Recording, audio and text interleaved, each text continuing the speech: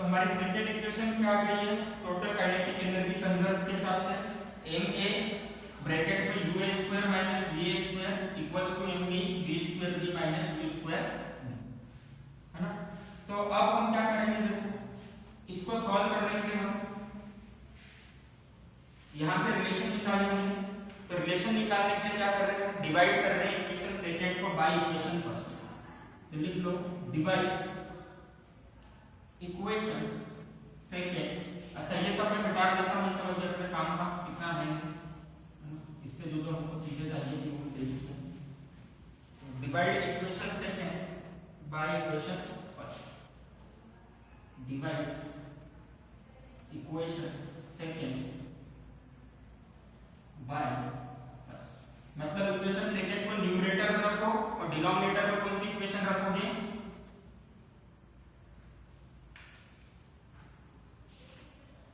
कौन सी इक्वेशन रखोगे डिनोमिनेटर में, u square a minus very good v square a equals to mb v square b minus u square.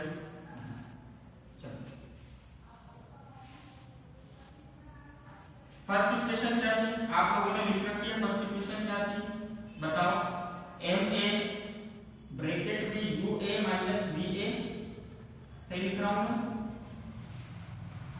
Divided by mb bracket में vb minus ub, है ना। चलो तो सबको लिख रहा है, ma से ma कैंसिल हो जाएगा और mb से mb कैंसिल हो जाएगा, न्यूमरेटर में भी ma है डिनोमिनेटर में भी सिमिलरली। अच्छा यहां पे मैं कोई सा फार्मूला लगा सकता हूं क्या,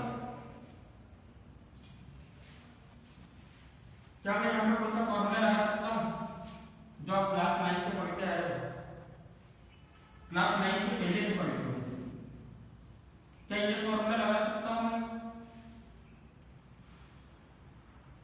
a square minus b square equals to a minus b a plus b, है ना। तो लगा देते हैं formula a square minus b square का क्या होता है a minus b a plus b, तो यहाँ पर क्या आ जाएगा ua minus va bracket ua plus va divided by ua minus va equals to vb minus ub vb plus ub divided by vb minus ub। कौन सी term से क्या क्या चीजें कैंसिल हो रही है देख के बताओ, ua माइनस va से ua minus va cancel, vb minus ub से vb माइनस ub कैंसिल। इतना क्लियर है सबको,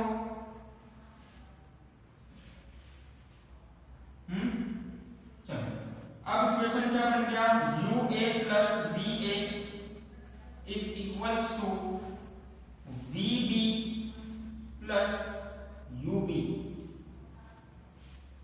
ठीक है, इतना क्लियर है सबको,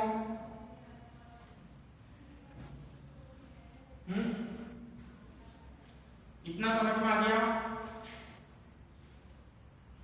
इतना नोट कर लो, फिर हम बहुत इंपॉर्टेंट कंक्लूजन पर आने वाले हैं। रिलेटिव वेलोसिटी पढ़ा था ना आप लोगों ने,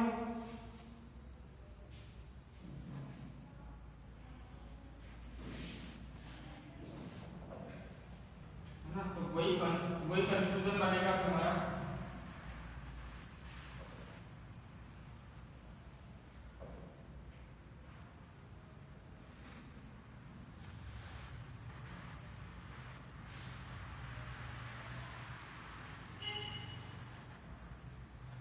लिख लेना तो बता देना सब।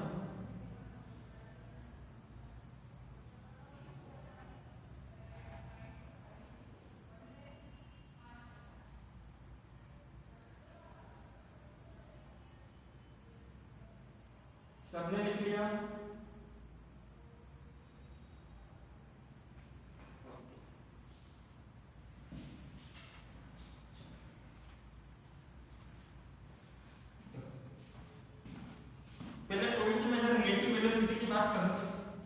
अगर मैं ऐसा लिखता हूं relative velocity of A with respect to B, तो क्या करते थे हम? vb माइनस va कि va माइनस vb, क्या लिखते थे? देख के बताओ, सोच के बताओ, पर बताओ क्या लिखते थे? Relative velocity of A with respect to B, va minus vb कि vb माइनस va? सेकेंड वाला va माइनस vb, है ना? तो रिलेटिव वेलोसिटी जब हम a की निकालते थे b के रिस्पेक्ट में, तो हम क्या करते थे? va माइनस vb फॉर्मूला होता था। तो यहां पर भी देखो वैसे ही फॉर्मूला बनेगा।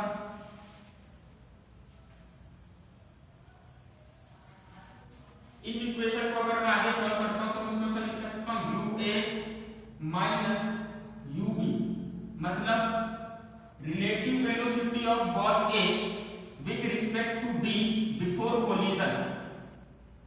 तो इसको हम क्या बोलेंगे? Relative velocity of ball A with respect to B before collision, इसी को हम बोलते हैं वेलोसिटी ऑफ अप्रोच। अरे मान लो ए की वेलोसिटी थी अपनी 10 मीटर पर सेकंड, बी की वेलोसिटी थी अपनी 6 मीटर पर सेकंड, तो ए बी के पास कितने तेजी से जा रहा है? ए बी के करीब कितनी तेजी से जा रहा है? 10 माइनस 6, 4 मीटर पर सेकंड की तेजी से पास में जा रहा है ना? क्योंकि अगर एक चीज सोचो, अगर इसकी भी 6 मीटर पर सेकंड रहती, कभी भी कोलिजन होगा क्या? कभी भी कोलिजन होता है दोनों में? अगर दोनों की वेलोसिटी सेम रहती तो कोलिजन ही नहीं होता। पर हमने क्या कर दिया, यहाँ पे इसकी वेलोसिटी है 10 मीटर पर सेकंड, तो बॉल ए बी की तरफ कितनी वेलोसिटी से अप्रोच कर रही है? कितनी वेलोसिटी से अप्रोच कर रही है? एग्जांपल के हिसाब से बताओ कितनी वेलोसिटी से अप्रोच कर रही है ना? तो इसी को हम बोलेंगे relative velocity of A with respect to B, और इसी को हम बोलेंगे relative velocity of approach before collision. Relative velocity of approach, मतलब इस वेलोसिटी से वो बॉल बी के पास जा रहा है, अप्रोच कर रहा है, ऑफ अप्रोच बिफोर कोलिजन। ठीक है? इसके इक्वल्स टू में क्या आएगा? ua के पास तो हमने ub को लेकर आ गए, vb के पास किसको लेकर जा रहे हैं? va को, तो vb माइनस va, ये क्या हो जाएगा? Relative velocity of b with respect to a, relative velocity of b with respect to a, b की रिलेटिव वेलोसिटी a के रिस्पेक्ट में, कब? टकराने के पहले कि टकराने के बाद? After collision. तो इसलिए हम इसको बोलेंगे रिलेटिव वेलोसिटी ऑफ रिसीडिंग, मतलब टकराने के बाद, before after collision. Relative velocity टकराने के बाद जब अलग अलग हुए उसके लिए ना, relative velocity of receding after collision.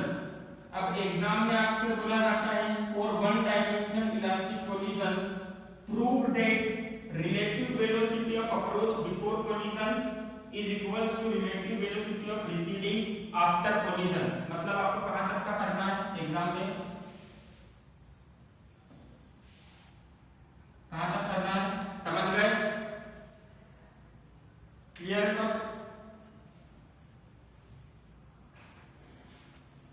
लिख लो इसको, ये डेरिवेशन आएगा एग्जाम में, इंपॉर्टेंट एग्जाम के साथ में। ऐसे वन में नहीं तो ऐसे टू के अंदर पूछ सकते हैं, पर आएगा जरूर ना।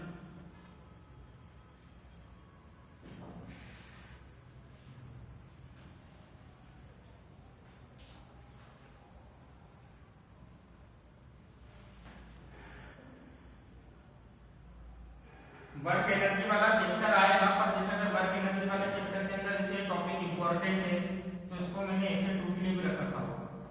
अगर अभी के पेपर में नहीं है तो ऐसे 2 के पेपर में आपको बता दिया जाएगा कि वर्क एनर्जी चैप्टर में तो आपको पूरा नहीं स्टडी करना है, ये टॉपिक इंपॉर्टेंट है तो ऐसे 2 के लिए आप इसको पढ़ सकते हैं।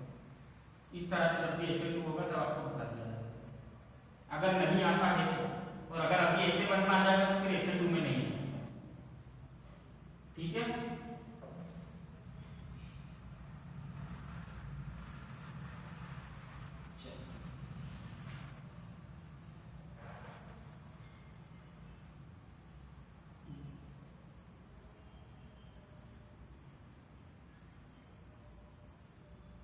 अपना सिलेबस रिड्यूस, देखो रिड्यूस सिलेबस के अंदर 10 चैप्टर से टोटल 10 से 11 चैप्टर। अभी अपने कितने चैप्टर हो गए?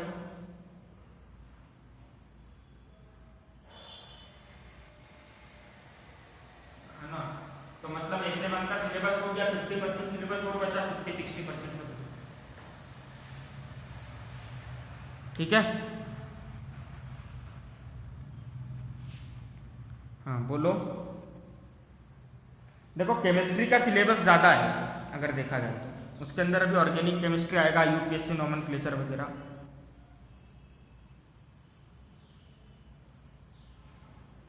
पारसी भी आवाज नहीं आ रही है बिल्कुल।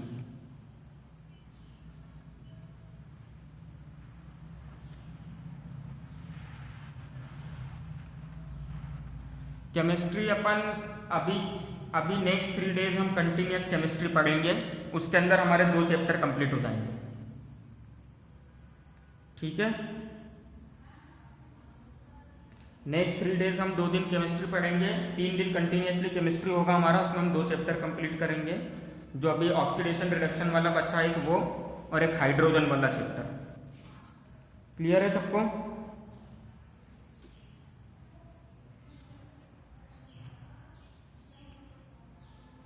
ना पार्शवी समझ में आ गया क्या बोला मैंने अभी?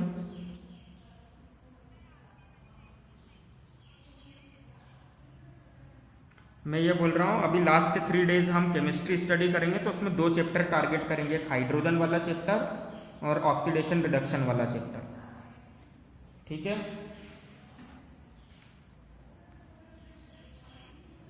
ना? चलो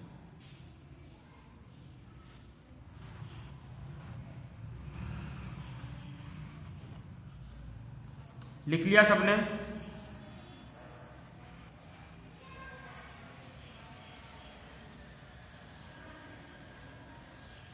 हाँ, रिसीडिंग मतलब टकराने के बाद बॉल बी जो है वो कितनी तेजी से आगे जाएगी कोलिजन के बाद, वो लिखा हुआ है। अब देखो देखो ऐसा होगा, बोर्ड पे समझो।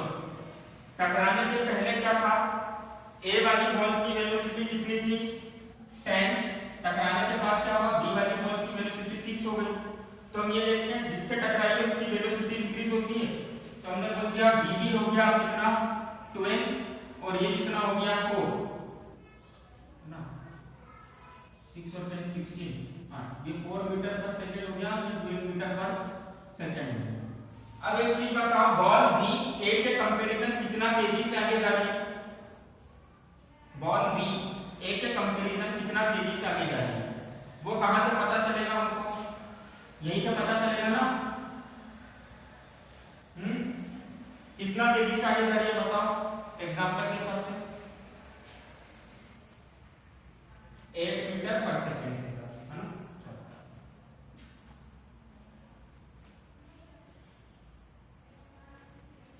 अच्छा, क्या आप जो कैरम खेलते हो, कैरम वाला जो इंडोर गेम होता है, कैरम बोर्ड वाला जो गेम खेलते हो, अगर आप उसमें इलास्टिक कोलिजन को अज्यूम करो तो क्या आप स्ट्राइकर और आपके किसी भी एक पीस के लिए ये वाला डेरिवेशन कर सकते हो प्रैक्टिकल अप्रोच पे? मास पता करो, देखो कितनी इंटरेस्टिंग चीजें करने को मिली। आप उसका मास पता करो, कैसे मास पता करोगे? इसको वेइंग मशीन पर रख के। पर सबसे जरूरी चीज आप वेलोसिटी क्या लोगे जिससे आप स्ट्राइकर को हिट करें?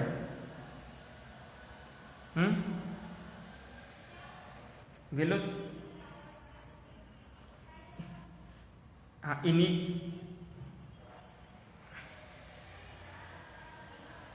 वेरी हाँ, तो कैसे मेजर करें?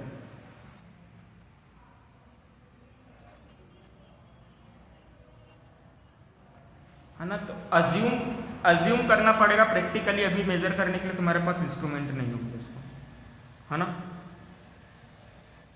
चलो, तो मैं एक ऐसा प्रैक्टिकल बेस्ड क्वेश्चन दूंगा, तो उसमें मैं वेलोसिटी, इनिशियल वेलोसिटी कुछ दे दूंगा, ठीक है। और इनिशियल वेलोसिटी आप स्ट्राइकर की जीरो नहीं ले सकते हो।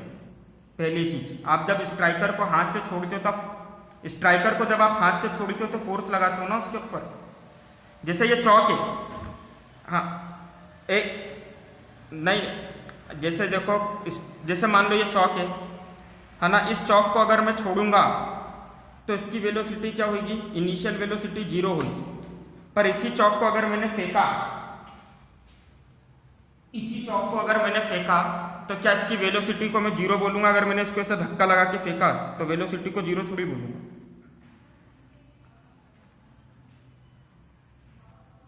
है ना। समझ में आया क्या बोलना चाह रहा हूं मैं? अरे हाँ, वो हम कंसिडर नहीं करते।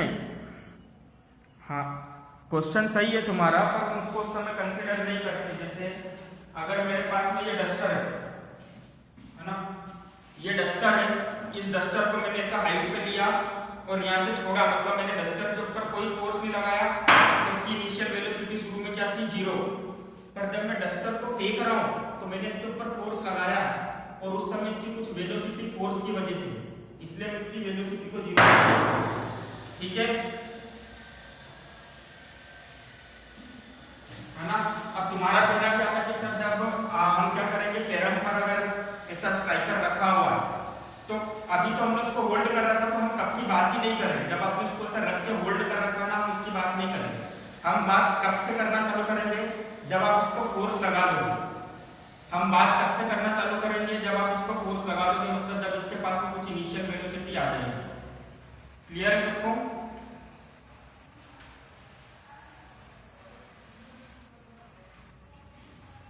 ओके, स्क्रीन फ्रीज हो गई, नेटवर्क प्रॉब्लम, और बहुत गलत जगह फ्रीज हो गई। ऐसा लग रहा है क्लास में कैरम खेल रहा हूँ।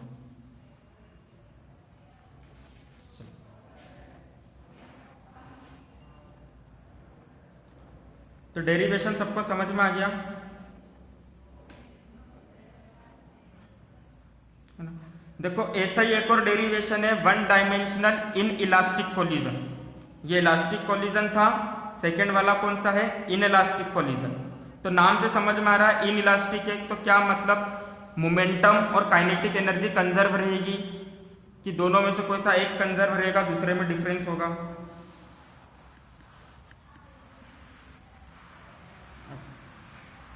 डिफरेंट रहेगा।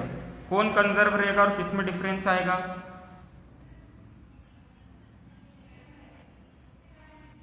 Very good. मोमेंटम क्या होगा? कंजर्व रहेगा, और काइनेटिक एनर्जी में क्या आएगा? डिफरेंस आएगा। मतलब काइनेटिक एनर्जी का नुकसान होगा, लॉस होगा kinetic energy. Total kinetic energy before collision should not be equals to the total kinetic energy after collision for inelastic collision, है ना। चलो, तो इनइलास्टिक कोलिजन की मैं डेफिनेशन लिखवा देता हूं, है ना। उससे पहले हम इसके अंदर कुछ और बातें कर लेते हैं। अगर मैं आपको बोल देता हूं बॉल ए की इनिशियल वेलोसिटी निकालिए, बॉल ए की इनिशियल वेलोसिटी निकालिए, तो बॉल ए की इनिशियल वेलोसिटी कैसे निकालोगे?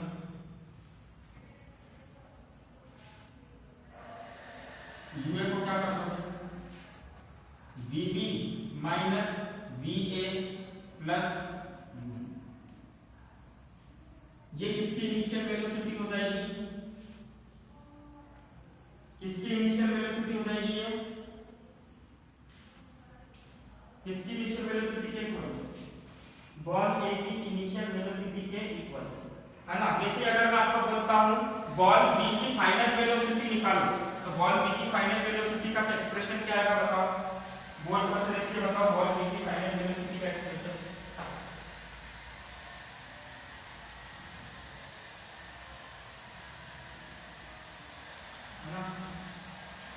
क्या हो जाएगा, बॉल v की फाइनल वेलोसिटी का एक्सप्रेशन अगर हम पूछें तो क्या हो जाएगा, vb equals to ua minus ub plus v। अच्छा, इक्वेशन फर्स्ट सबको याद है,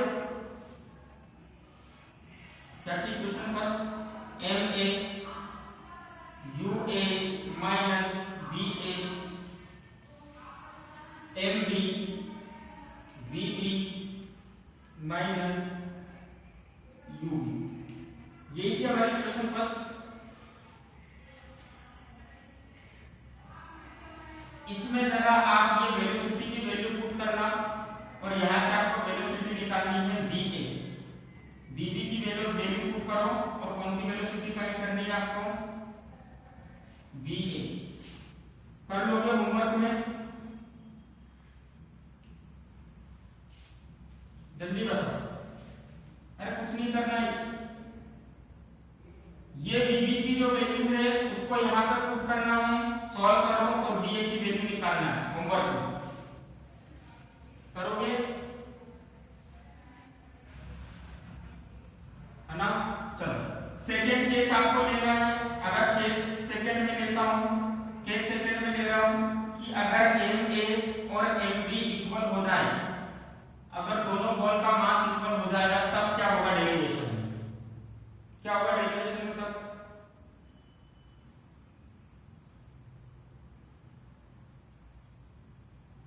अगर दोनों बॉल का मास इक्वल,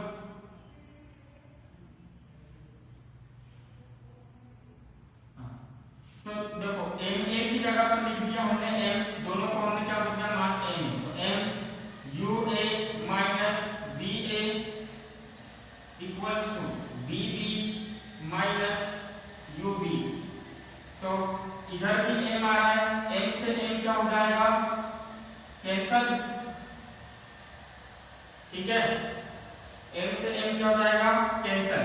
तो सेम केस होगा अभी भी रिलेटिव वेलोसिटी वाला, ठीक है, अगर आप निकालने जाओगे तो क्लियर है सबको।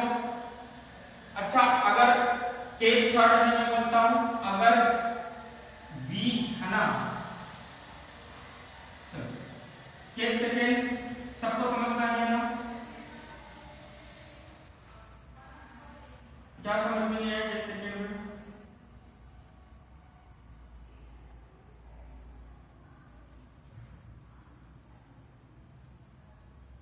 अरे फाइनल एक्सप्रेशन में मास आ रहा है तो जो मास के ऊपर डिपेंड करेगा, अगर दोनों का मास इक्वल हो जाएगा तो भी क्या होगा, एक्सप्रेशन सेम आएगा, ठीक है, रफ कर दो उसको। देखो फाइनल एक्सप्रेशन में कहीं भी मास नहीं आ रहा है, अगर मास दोनों का सेम हो जाएगा तो भी expression relative velocity of approach हमेशा इक्वल होगा relative velocity of receding.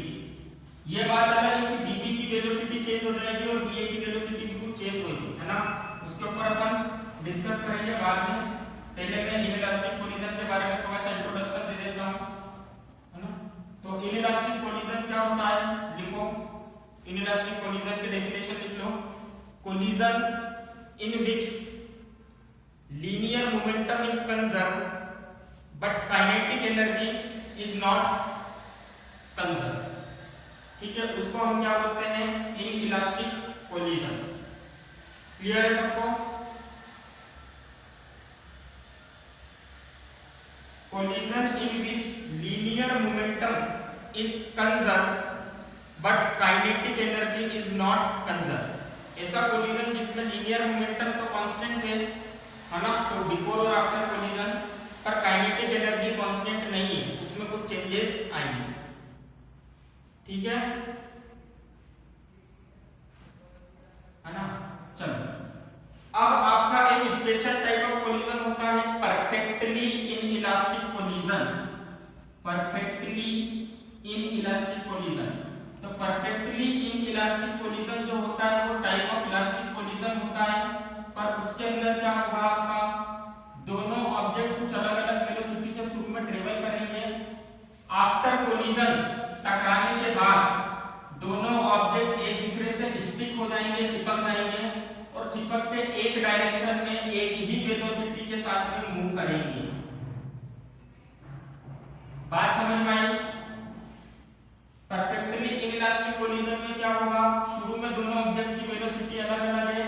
Before collision एक कंडीशन आई कि दोनों एक दूसरे से टकराएंगे, टकराने के बाद दोनों एक दूसरे से चिपक जाएंगे और चिपकने के बाद दोनों एक वेलोसिटी से एक ही डायरेक्शन में ट्रेवल करेंगे। और ये केस आपने काफी अच्छे से देखा है कैरम वाले गेम में, बहुत बार होता है कैरम बोर्ड के अंदर। देखा कि नहीं देखा? हाँ?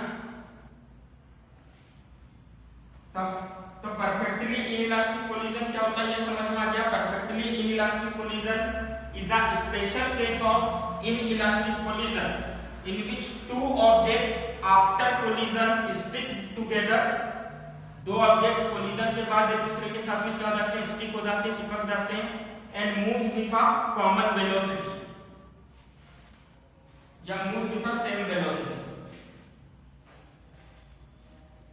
क्लियर है सबको?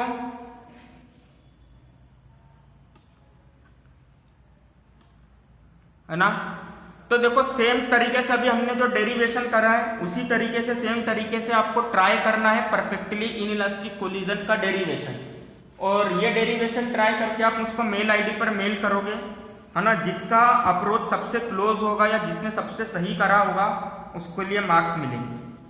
ठीक है?